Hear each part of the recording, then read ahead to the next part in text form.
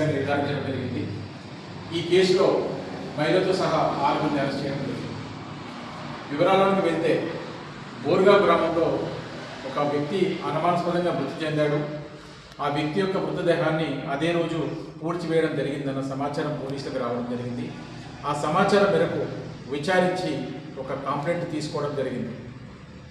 22/12/2025 రోజు కంప్లైంట్ తీసుకోవడం జరిగింది. ఈ కంప్లైంట్ బేస్ చేసుకుని పోలీసు వారు 24/12/25 రోజు డాక్టర్ల సహాయంతో బాడీని ఎగ్జామినేషన్ చేసి పూర్తిగా ఎగ్జామిన్ చేయడం జరిగింది. ఆ తర్వాత కొంత అనుమానాస్పదం ఉండడంతో ఎవరైతే అనుమానాస్పదంగా భార్య పేరు చెప్పడం జరిగింది స్వప్న, దాంట్లో ఆమె ప్రియుడు అయినటువంటి రమేష్ను కూడా ఇద్దరిని కూడా దిలీప్ను అదుపులోనికి తీసుకోవడం జరిగింది. అదుపులోనికి తీసుకుని విచారించినప్పుడు కొన్ని వాస్తవాలు వెలుగులోనికి వచ్చాయి. స్వప్న తర్వాత దిలీప్ ఇద్దరు కూడా చాలా రోజులుగా ఒక సావాసం చేస్తూ ఉన్నారు. సౌమ్య మరియు దిలీప్ ఇద్దరు కూడా సావాసం చేస్తూ ఉన్నారు. వీరిద్దరు కూడా కాకతీయ ఒలింపిక్ స్కూల్లో పనిచేస్తున్నప్పుడు పరిచయం ఏర్పడింది. ఆ పరిచయం కాస్త వాళ్ళకి దగ్గరి సంబంధాలు ఏర్పడాయి. దాంతో ఏ విధంగా అయినా ఈ సౌమ్య తన భర్తను ఏ విధంగా దూరం చేయాలనే ఉద్దేశంతో ఆయన వేధిస్తున్నాడని తరచుగా తనకి దిలీప్ చెప్పడం జరిగింది. ఆ దిలీప్ అలా బ్రదర్ అభిషేక్ ఈ విషయం చెప్పడం జరిగింది. వీరిద్దరు కలిసి ఆగస్టు 12వ తారీఖు ఏ విధంగా అయినా ఇతన్ని చంపాలి అనే ఉద్దేశంతో ఇతన్ని యాక్సిడెంట్ చేయడం జరిగింది. దాంట్లో ఇతను ఎస్కేప్ చేయడం జరిగింది. ఇతనికి ఒక హ్యాండ్ ఫ్రాక్చర్ జరిగింది. దాని తర్వాత ఇతనికి అన్నోన్ వెహికల్ అని చెప్పి కంప్లైంట్ చేయడం ద్వారా ఆ కేసును రిజిస్టర్ చేసి ఇన్వెస్టిగేషన్ చేస్తుంది. ఆ క్రమంలో భాగంగా అది సక్సెస్ కాకపోవడంతో మళ్ళీ ఏ విధంగానే వీళ్ళని ఇతన్ని చంపాలి అనే ఉద్దేశంతో వీరు మళ్ళీ కూడా సౌమ్య ఒకసారి స్లీపింగ్ పిల్స్ అతనికి ఇవ్వడం జరిగింది. అయినప్పటికీ కూడా అతనికి ఏం కాలేదు. ఆ తర్వాత ఏ విధంగా చంపాలని గట్టిగా పట్టుబట్టడంతో దిలీప్ వాళ్ళ బ్రదర్కి అభిషేక్కి చెప్పడం జరిగింది. ఈ అభిషేక్ వాళ్ళ ఫ్రెండ్స్ అయినటువంటి జితేందర్, శ్రీరామ్, రాకేష్ అండ్ మోసిన్ పిలిచి వీళ్ళతో కలిసి విచారించి ఏ విధంగా చంపాలి అని చెప్పేసి వాళ్ళతో ఒప్పందం చేసుకోవడం జరిగింది. ఒప్పందంలో భాగంగా వాళ్ళు 35,000 రూపాయలు డిమాండ్ చేయడం జరిగింది.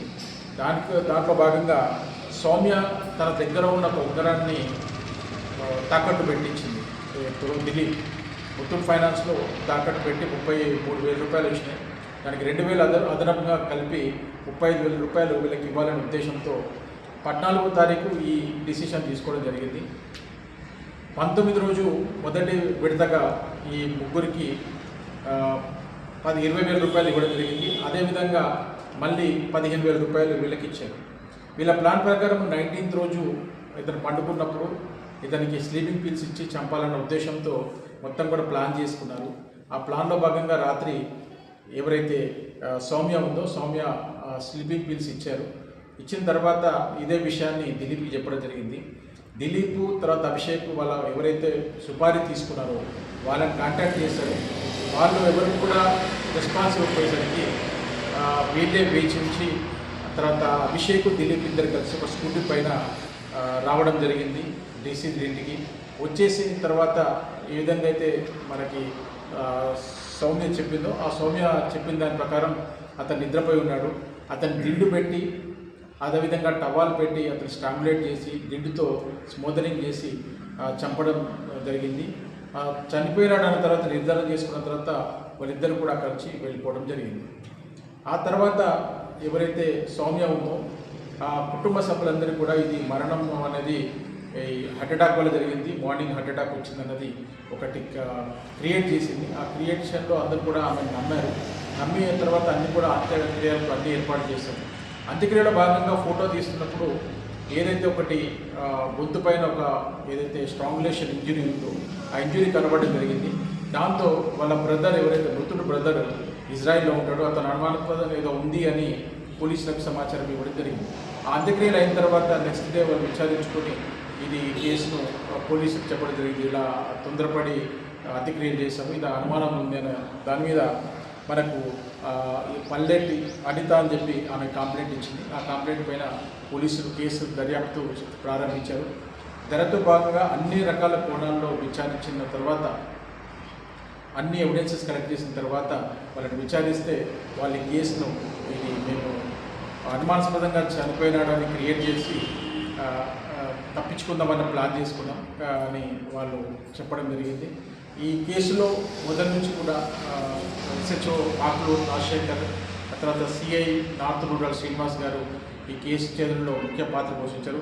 అదేవిధంగా కానిస్టేబుల్ ఆఫీసర్స్ అందరూ కూడా ఈ కేసులో ముఖ్యంగా హెడ్ కానిస్టేబుల్ రాజేశ్వర్, అలానే పీసీలు చందు, బాలలింగం, రాకేష్, రామకృష్ణ, శ్రీనివాస్, శ్రీకర్ గౌడ్ అందరూ కూడా చాలామంది టీం సభ్యులు కంటిన్యూస్గా ఎఫర్ట్ చేయడం వల్ల ఈ కేసు అనుమానాస్పద గుర్తించి ఒక మర్డర్ కేసుగా ఇది నిర్ధారణ చేయడం జరిగింది. దీంట్లో మొత్తం 6గురిని అరెస్ట్ చేశాం. దీంట్లో టోటల్గా 35,000 రూపాయలు సీజ్ అయింది. అలానే నేరానికి ఉపయోగించిన దిండుగా అండ్ టవాలు, అలానే స్కూటీ అవన్నీ కూడా ఫోన్లు కూడా రికవరీ చేయడం జరిగింది. ఇంకా మరికొంత ఇన్వెస్టిగేషన్ పెండింగ్ ఉంది. మోసింగ్ దీంట్లో అరెస్ట్ కావాలి. మిగతాన్ని కూడా త్వరలో దర్యాప్తు కంప్లీట్ చేయడం జరుగుతుంది.